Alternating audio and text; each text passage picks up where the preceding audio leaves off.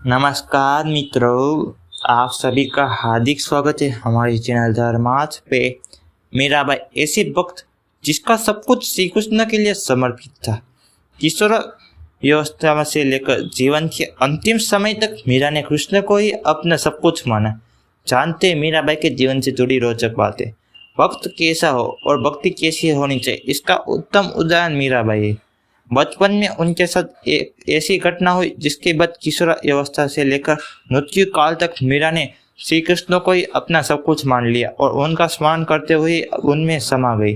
लेकिन मीराबाई के बारे में कितना जानते हैं आप? केवल श्री कृष्ण भक्त।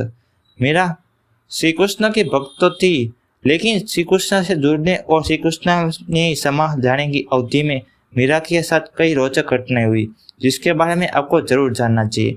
तभी आप मीरा की भक्ति को जान पाएंगे और समझ पाएंगे। कौन थी मीराबाई? मीराबाई केवल एक नाम ही नहीं, उनकी भक्ति तरंग, आस्था और श्रद्धा की गरिमा है। मीराबाई का जन्म संवत 1504 विक्रमी में मेड़ता में राजा रतन सिंह के घर पर हुआ। मीरा जोधपुर के राठौड़ रतन सिंह जी की इकलौती पुत्री थी। राजपूताना जाति में जन्मी मीराबाई का घर से बाहर जाने पर कठोर प्रतिबंध हुआ करता था, लेकिन बचपन में मीरा के साथ एक ऐसी घटना हुई जिसके बाद वह श्री कृष्ण के प्रति पूरी तरह से समर्पित हो गई।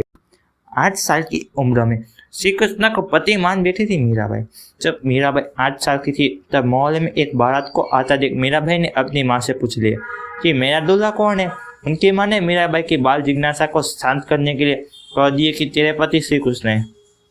इस घटना के बाद से मीराबाई ने श्री कृष्ण को ही अपना सब कुछ मान लिया और उनकी भक्ति में लीन हो गई।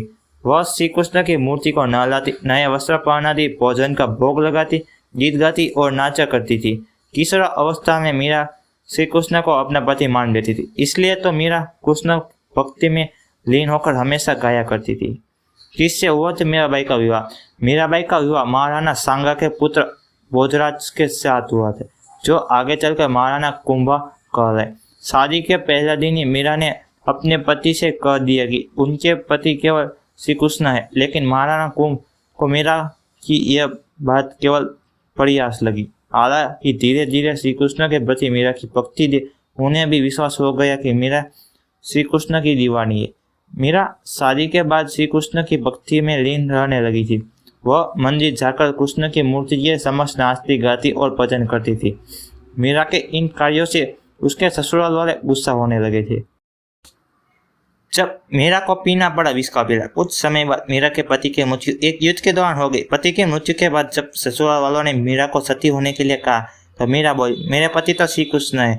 मीरा पति की मृत्यु के बाद भी मंदिर जाने लगी और भजन गीत गाकर नाचने लगी। इस पर उसके ससुराल वालों ने मीरा पर व्यभिचारिणी का होने का आरोप लगाकर बड़ी सभा में मीरा को विष का प्याला देकर पीने को कहा। मीरा भी श्री कृष्ण का नाम लेते हुए विष को पी गई। सबको लगा कि अब मीरा जीवित नहीं बचेगी, लेकिन विष का प्याला मीरा के लिए अमृत बन गया। श्री कृष्ण की कृपा से मीरा पर विष का कोई प्रभाव नहीं हुआ। कैसे हुई थी मीरा की मृत्यु?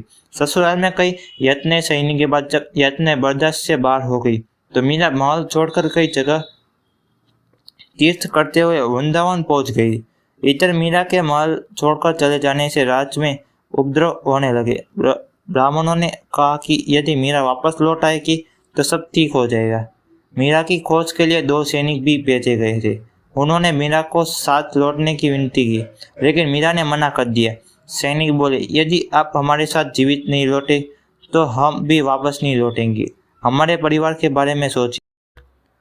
मीरा ने सैनिकों से कहा, यदि मैं तुम्हारे आने से पहले संसार छोड़ गई होती तो क्या तुम खाली हाथ वापस लौट जाते? सिपाही बोले, तब तो लौट नहीं था।